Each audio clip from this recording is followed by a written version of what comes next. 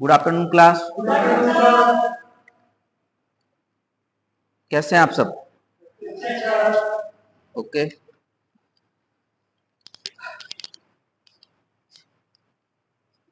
आज का हमारा टॉपिक क्या है? Welding. Okay.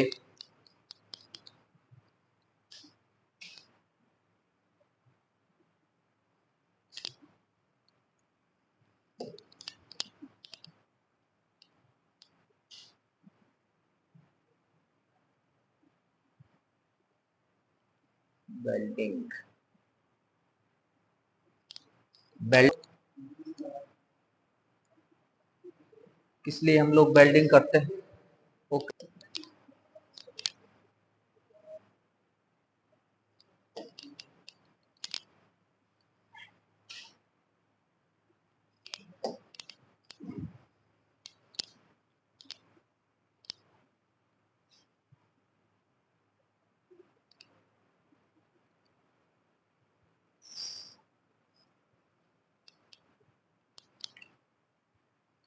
Welcome to all. तो आज हम पढ़ेंगे वेल्डिंग के बारे में। ठीक है, वेल्डिंग क्या होती है, वेल्डिंग की हमें क्यों आवश्यकता होती है, ठीक है, और वेल्डिंग का हमारे दैनिक जीवन में क्या इंपॉर्टेंस है। ठीक, आज हम इस पर बात करेंगे। तो आज का हमारा जो टॉपिक है वो वेल्डिंग है। आप लोग देख पा रहे होंगे स्क्रीन पे, यहां पर जो हमारा टॉपिक का नाम है वो है वेल्डिंग। ठीक, इसके अंतर्गत हमको क्या क्या पढ़ना है, ठीक है, वो आगे हम डिस्कस करेंगे। अभी हम बात कर लेते हैं वेल्डिंग के इंट्रोडक्शन के बारे में। ठीक, कि वेल्डिंग होती क्या है, ठीक है, वेल्डिंग कहते किसे हैं, इसके बारे में हम बात करेंगे। ठीक, तो सबसे पहले डेफिनेशन के रूप में आप लोग देख पा रहे होंगे, लिखा है कि दो समान अथवा असमान धातुओं को एक निश्चित तापमान तक गर्म करके, ठीक है, दबाव अथवा बिना दबाव की सहायता से और फिलर मटेरियल अथवा बिना फिलर मटेरियल की सहायता से स्थायी रूप से जोड़ने की प्रक्रिया या प्रक्रम को हम वेल्डिंग कहते हैं। ठीक है, इसका कहने का तात्पर्य है कि जब हम वेल्डिंग करते हैं तो जो धातुएं होती हैं वो समान भी हो सकती हैं, मतलब समान मटेरियल हो सकते हैं, और वो असमान मटेरियल भी हो सकते हैं। ठीक है, तो कुछ वेल्डिंग्स ऐसी होती हैं जिनमें हम समान मटेरियल की वेल्डिंग करते हैं, कुछ वेल्डिंग्स ऐसी होती हैं कि जिनके माध्यम से हम क्या कर सकते हैं, असमान धातुओं को भी हम आपस में जोड़ सकते हैं वेल्डिंग के माध्यम से। ठीक, इसीलिए लिखा है वहां पर दो समान अथवा असमान, और इनके लिए एक निश्चित तापमान, ठीक है, मतलब हर मेटल के लिए एक निश्चित तापमान होता है कि वो इतने तापमान पर क्या हो जाएगा, पिघल जाएगा, यानी कि मेल्ट हो जाएगा। ठीक है, तो और जो भी हमारे मटेरियल्स होते हैं उन सब का जो मेल्टिंग पॉइंट होता है वो डिफरेंट डिफरेंट होता है, सबका अलग अलग। कोई मटेरियल है कम टेम्परेचर पर ही क्या होता है, मेल्ट हो जाता है। ठीक है, कोई मटेरियल होता है आपका वो अधिक टेम्परेचर पर मेल्ट होता है। ठीक है, तो इस प्रकार इसीलिए कहा गया है कि एक निश्चित तापमान तक गर्म करके, ठीक है, उसको गर्म किया जाता है और मेल्ट होता है वो। इसके बाद लिखा है इसमें कि दबाव अथवा बिना दबाव की सहायता से, मतलब कुछ वेल्डिंग्स ऐसी होती हैं कि उसमें प्रेशर देने की आवश्यकता होती है, कुछ वेल्डिंग्स ऐसी होती हैं जिसमें हमें प्रेशर देने की आवश्यकता नहीं होती है, अर्थात विद प्रेशर और विदाउट प्रेशर। ठीक, इसके बाद लिखा है फिलर मटेरियल अथवा बिना फिलर मटेरियल। फिलर मटेरियल का मतलब यहां तात्पर्य होता है पूरक पदार्थ से। ठीक है, फिलर मटेरियल जब वेल्डिंग हम करते हैं तो उसमें क्या होता है, एक अलग से फिलर मटेरियल का प्रयोग किया जाता है, हालांकि हमारा जो इलेक्ट्रोड होता है वो भी फिलर मटेरियल का ही काम करता है। ठीक, बट कुछ वेल्डिंग्स ऐसी होती हैं जहां पर हमको क्या करना पड़ता है, अलग से फिलर मटेरियल को लेना पड़ता है, अलग से फिलर मटेरियल की रॉड लेनी पड़ती है, और हम उसके माध्यम से क्या करते हैं, वेल्डिंग करते हैं, और वो किसका कार्य करता है, पूरक पदार्थ का काम करता है, यानी कि वहां पर मेटल की पूर्ति करता है, आपूर्ति करता है। ठीक है, सहायता से स्थायी रूप से जोड़ने की प्रक्रिया या प्रक्रम को हम क्या कहते हैं, वेल्डिंग कहते हैं। ठीक है। तो वेल्डिंग के माध्यम से जो जोड़ बनता है, जो ज्वाइंट बनता है, वो एक तरह से परमानेंट होता है, अर्थात स्थायी होता है। उसे जल्दी आसानी से हम लोग क्या कर सकते हैं, अलग नहीं कर सकते। सभी को समझ में आ गया? ओके। तो अब हम बात करेंगे आगे वेल्डिंग में। वेल्डिंग के कुछ इक्विपमेंट्स है। वेल्डिंग करने से पहले हमें इक्विपमेंट्स के बारे में जानना बहुत आवश्यक है। ठीक है, कि वेल्डिंग में कौन कौन से उपकरण प्रयोग किए जाते हैं। ठीक है, तो इसमें आप लोग देख रहे होंगे कि यहां पर एक वेल्डिंग मशीन का प्रयोग किया गया है। ठीक, एक वेल्डिंग मशीन का प्रयोग किया गया है। इस मशीन से एक पॉजिटिव टर्मिनल है और एक नेगेटिव टर्मिनल। इसमें पॉजिटिव टर्मिनल से एक केबल आकर के आपके अर्थ क्लैंप से कनेक्ट है, और दूसरी आप नेगेटिव टर्मिनल से देख रहे होंगे कि एक केबल आकर के आपके इलेक्ट्रोड होल्डर से कनेक्ट। ठीक है, और ये क्या हो गई, ये तो केबल होगी दोनों। ये आपका इलेक्ट्रोड होल्डर होता है, जिसमें हम इलेक्ट्रोड को क्या करते हैं, पकड़ते हैं या होल्ड करते हैं। ओके, इसके बाद आप देख रहे होंगे कि हमारे ये वर्क पीस है, ये दोनों जिनको हमें आपस में ज्वाइंट करना है, यानी कि वेल्डिंग करनी है। ठीक है, तो उनको आपस में यहां रख करके इनको अर्थ क्लैंप के माध्यम से इनको क्या किया, हमने कनेक्ट करा दिया, तो ये सर्किट पूरा हो जाएगा। ठीक, और इसके माध्यम से हमारा यहाँ स्पार्क बनेगा तो हमारी मटेरियल मेल्ट होगा और वेल्डिंग होना शुरू हो जाएगी। ठीक है, यहाँ पर इसमें स्विच होती है, तो इसको स्विच के माध्यम से क्या करते हैं, हम ऑन और ऑफ करते हैं। वेल्डिंग करने के बाद आप देख पा रहे होंगे यहाँ पे दो जो वर्क पीस हम जिसमें वेल्डिंग कर रहे थे, कुछ ज्वाइंट इस प्रकार का बनता है, उसकी ये बीड कहलाती है। बीड कुछ इस प्रकार की बनती है।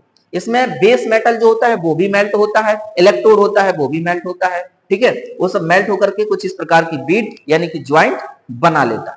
ठीक है, नेक्स्ट एक इमेज और आप सामने देख रहे होंगे, एक इमेज और आपके सामने है। इसमें देख पा रहे होंगे कि वहां पर वेल्डिंग हम जो है खुले स्थान पर कर रहे थे, एक नीचे कर रहे थे, बट यहाँ पर वेल्डिंग हम किस पर कर रहे हैं, टेबल पर कर रहे हैं।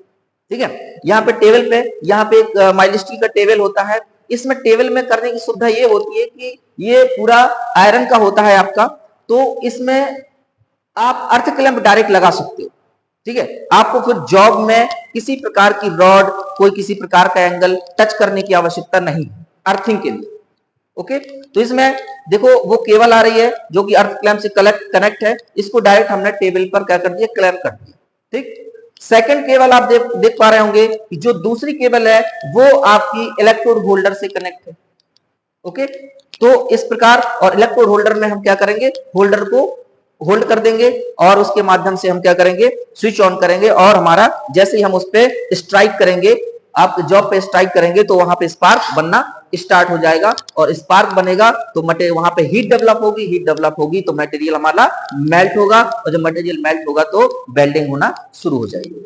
ठीक है, और आप लोग देख पा रहे होंगे कि ये वेल्डिंग मशीन है, और यहाँ पे जो ये चीजें दिख रही हैं आपको, ये इलेक्ट्रोड्स हैं। ये डिफरेंट साइज के आते हैं मार्केट्स में इलेक्ट्रोड। ठीक है, इनका साइज अलग अलग होता है, हमें जैसी रिक्वायरमेंट होती है वैसे ही हम क्या कर लेते हैं, इलेक्ट्रोड का यूज कर लेते हैं। ओके, अब यहाँ पर देख पा रहे होंगे कि जब वेल्डिंग हम करते हैं तो किस प्रकार की स्थिति यहाँ पर बनती है। ठीक है, तो यहाँ आर्क भी आपको दिख रही होगी, ये इलेक्ट्रोड है और ये हमारा क्या वर्कपीस है। ठीक, इसमें इलेक्ट्रोड क्या होता है, इलेक्ट्रोड मेल्ट होता है, आर्क बनती तो इलेक्ट्रोड भी मेल्ट होगा, और क्या होगा, वर्कपीस भी मेल्ट होगा। और इलेक्ट्रोड जो होता है उसके चारों तरफ कोटिंग होती है, फ्लक्स की कोटिंग होती है। ठीक, फ्लक्स जो होता है हमारा कई केमिकल कंपोनेंट से मिलकर के बना होता है, जो जिसकी कोटिंग कर दी जाती है। ठीक, कोटिंग कर दी जाती है, और जब मेल्ट होता है तो वही फ्लक्स मेल्ट होकर के क्या करता है, स्लैग बना लेता है। क्या बना लेता है, स्लैग बना लेता है, और स्लैग बनता है तो यहाँ पर ये मोल्टेन मेटल के ऊपर स्लैग क्या होता है, ये ऊपर सबसे ऊपरी सतह पर जम जाता है, क्योंकि इसकी डेंसिटी बहुत कम होती है। ठीक, आयरन के अपेक्षा डेंसिटी कम होती है, और जिस पदार्थ की डेंसिटी कम होती है वो हमेशा क्या होता है, ऊपर की ओर आता है। ठीक, तो स्लैग ऊपर जम जाता है। ये स्लैग क्या करता है, हमारा जो हमारा ज्वाइंट्स होता है उसको ऑक्सीडेशन से बचाता है। ठीक, ऑक्सीडेशन से बचाता है, और भी कई तरीके से सुरक्षा करता है ज्वाइंट की। क्या और क्या होता है कि जो हमारे इसके साथ साथ गैसेस भी कुछ निकलती हैं, जब फ्लक्स मेल्ट होगा, जलेगा, तो क्या होगा, बर्न होगा, तो गैसेस भी कुछ निकलेंगी। तो वो गैसेस भी हमारी वातावरण में उपस्थित गैसों से क्या करता है, सुरक्षा करता है। ठीक, वो डायरेक्ट एंटर नहीं करने देता है गैसों, समझ में आया। तो वो डायरेक्ट ज्वाइंट के संपर्क में, बाहर की जो वातावरण की गैसें हैं वो संपर्क में नहीं आती हैं, इसी कारण हमारा जो ज्वाइंट होता है वो ऑक्सीडेशन से बच जाता है। ठीक, उसका ऑक्सीकरण नहीं हो पाता है, किसी प्रकार का कोई डिफेक्ट्स नहीं आता। ठीक है, तो यहां पर जो स्मोक बन रहा है इसका भी बहुत ज्यादा इंपॉर्टेंस है, जो स्मोक का जो क्लाउड बना हुआ। ओके, समझ में आ गया सभी को। और आगे आपको दिखाते हैं, हम एक वीडियो प्ले करेंगे हम आपके सामने।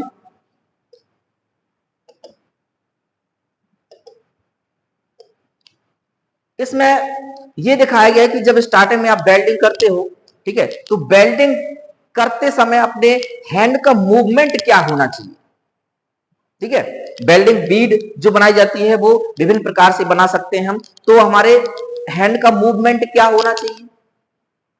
ठीक है, तो यहां पर ये विभिन्न प्रकार के आपको देखो, यहाँ जिगजैग दिखाया गया है, यहाँ क्वाइल के रूप में दिखाया गया है, लेफ्ट राइट के रूप में दिखाया गया है। तो इलेक्ट्रोड का मूवमेंट आपको कैसे रखना है, ठीक है, तो वो चीज यहां पर करके दिखाया गया। ठीक, आप इस प्रकार से करेंगे तो बीड क्या होगी, अच्छी बनेगी और ज्वाइंट भी आपका मजबूत बनेगा। ठीक, ये देखिए दिखाया जा रहा है कि आपने जिगजैग, अगर इलेक्ट्रोड होल्डर का जो मोशन है अगर वो जिगजैग आप रखते हैं तो कुछ इस प्रकार की बीड बनी। अभी ये स्लैग को हटा करके भी बताएगा कि बीड किस प्रकार बनती है।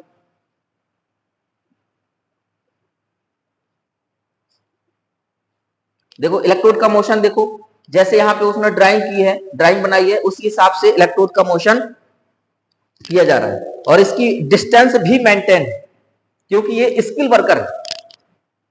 ठीक है, क्योंकि इन्होंने ये अभ्यास किया है, प्रैक्टिस है इनको अच्छे से, इसलिए इलेक्ट्रोड का जो मेंटेन है, जैसे कि गैप होता है ना 3 से 6 mm, 3 mm से 6 mm गैप रखा जाता है। ठीक, तो इस प्रकार ये क्या कर रहे हैं, वेल्डिंग कर रहे हैं। अभी देखिए स्लैग को हटा करके बताएंगे वायर ब्रश के माध्यम से या चिपिंग हैमर के माध्यम से।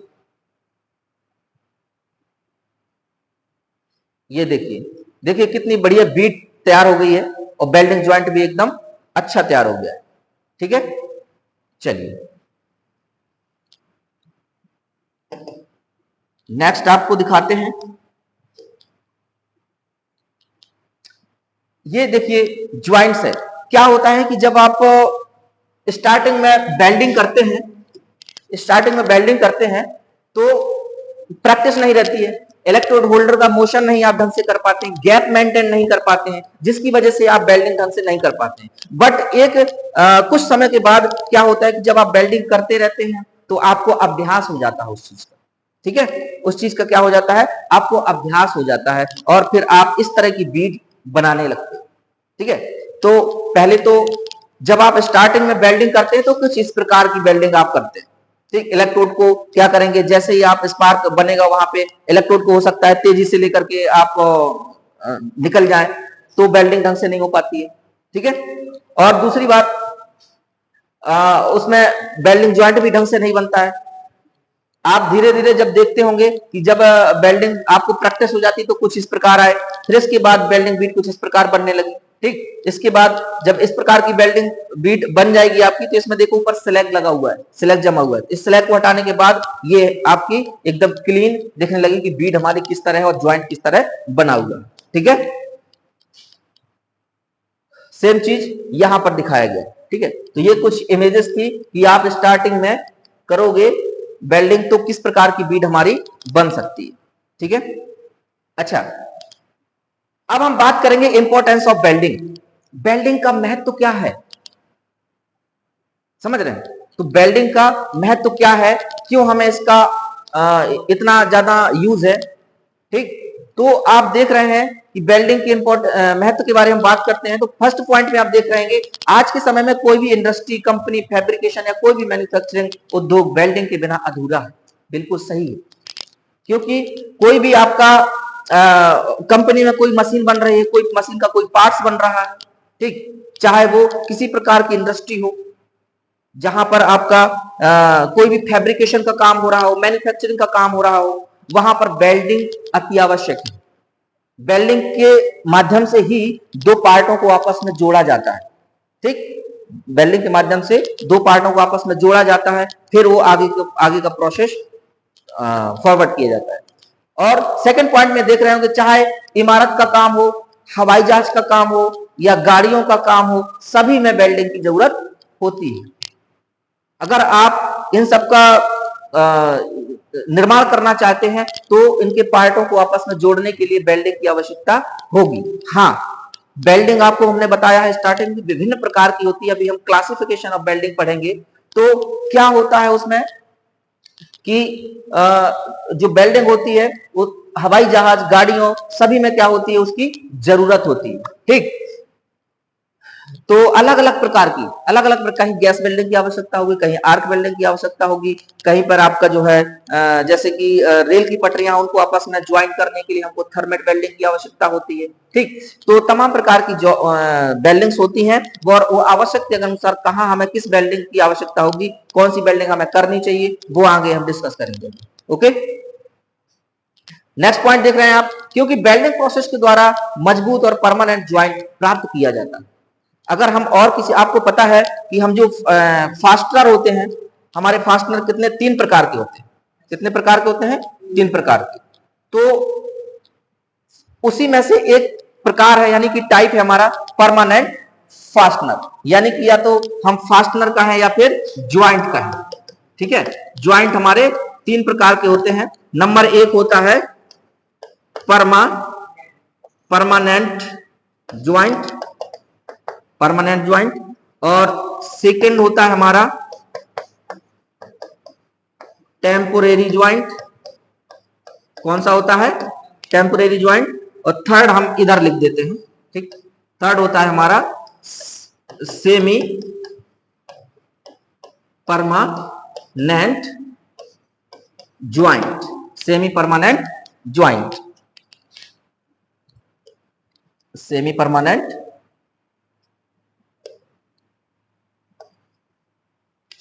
परमानेंट ज्वाइंट ठीक है, तो जो वेल्डिंग के द्वारा जो ज्वाइंट बनता है वो बनता है हमारा परमानेंट ज्वाइंट। ठीक है, वेल्डिंग के द्वारा जो ज्वाइंट बनता है वो परमानेंट ज्वाइंट होता है, अर्थात परमानेंट ज्वाइंट का मतलब होता है स्थायी जोड़, टेम्पोरेरी का मतलब होता है अस्थायी जोड़, और सेमी परमानेंट का मतलब होता है अस्थायी जोड़। ठीक है, इनके कुछ एग्जांपल्स भी हम बता देते हैं आपको कि जो परमानेंट ज्वाइंट है, जैसे एक तो यही हो गया, वेल्डिंग हो गया। ठीक, एक वेल्डिंग हो गया। सेकंड आप देख रहे हैं टेम्पोरेरी का मतलब होता है अस्थायी, है ना। अस्थायी का मतलब जैसे कि आपके नट बोल्ट हो गया, स्क्रू वगैरह हो गए, ये क्या है? अस्थायी, यानी कि अस्थायी फास्टनिंग के अंतर्गत आते हैं। इसमें क्या होता है, जब आवश्यकता होती है हम मशीन के दो पार्ट्सों को आपस में अगर नट बोल्ट के माध्यम से जोड़ा, तो जब आवश्यकता हुई उनको खोल करके हम अलग भी कर लेते हैं, जब आवश्यकता हुई उनको अटैच कर लेते हैं, उनको ज्वाइंट बना लेते हैं कस के। ठीक, तो ये टेम्पोरेरी फास्टनिंग के अंदर, टेम्पोरेरी ज्वाइंट के अंतर्गत आते हैं। और लास्ट एक सेमी परमानेंट ज्वाइंट।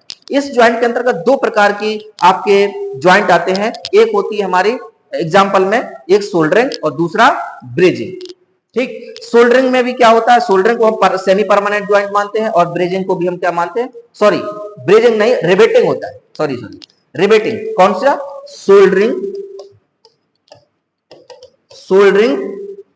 फर्स्ट और सेकंड रिवेटिंग।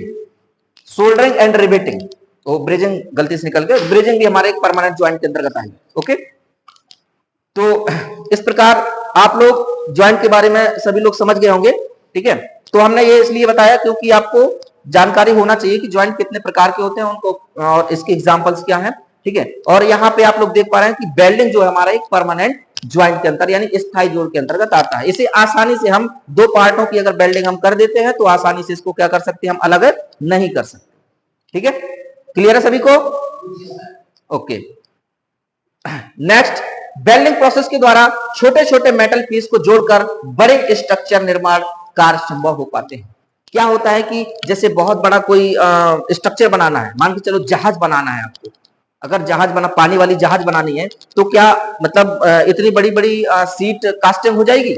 नहीं, उन सीटों को टुकड़ों के रूप में, पीस के रूप में लेंगे, फिर उसको डिजाइन करेंगे, कैसे हमको उसको कटिंग करेंगे, ठीक है। कटिंग करने के बाद किस सीट को कहाँ जोड़ना है, ठीक है, और कौन सा पार्ट लगाना है, धीरे धीरे क्या करते हैं हम उस जहाज को बनाते हैं, मतलब एक ज्वाइंट के आधार पे। तो छोटे छोटे टुकड़ों को जोड़ करके और बढ़िया से बेल्डिंग करके उसको क्या कर लेते हैं, एक बड़ा स्ट्रक्चर बना लेते हैं, ठीक। इसके बाद नेक्स्ट पॉइंट है, और इसमें अलग अलग जगह पर अलग अलग वेल्डिंग के प्रकार का उपयोग होता है, जैसा कि हमने आपको स्टार्टिंग में बताया था, ठीक, कि वेल्डिंग विभिन्न प्रकार की होती है। आवश्यकता के अनुसार हम लोग क्या करते हैं, जहां पर जिस वेल्डिंग की आवश्यकता होती है उसी वेल्डिंग का हम उपयोग करते हैं। चाहे अगर कहीं गैस वेल्डिंग की आवश्यकता है तो हम गैस वेल्डिंग का उपयोग करेंगे, जहां पे हमें सोल्डरिंग की आवश्यकता है सोल्डरिंग करेंगे, ब्रेजिंग की आवश्यकता है तो ब्रेजिंग करेंगे, और आपकी आर्क वेल्डिंग की आवश्यकता है, इलेक्ट्रिक आर्क वेल्डिंग की आवश्यकता है तो इलेक्ट्रिक आर्क वेल्डिंग करेंगे, ठीक है। और भी आपकी जैसे कि फ्रिक्शन वेल्डिंग हो गई, अल्ट्रासोनिक वेल्डिंग हो गई, ठीक है, तमाम प्रकार की वेल्डिंग्स होती हैं आगे, ठीक है। मेनली आपकी 3 प्रकार की वेल्डिंग होती है, ठीक है, solid state welding, liquid state welding और सॉलिड लिक्विड यानी कि मिक्स वेल्डिंग, ठीक है।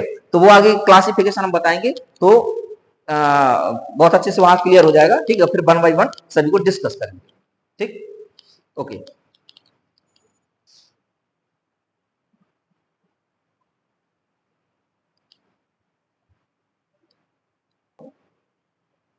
Thank you.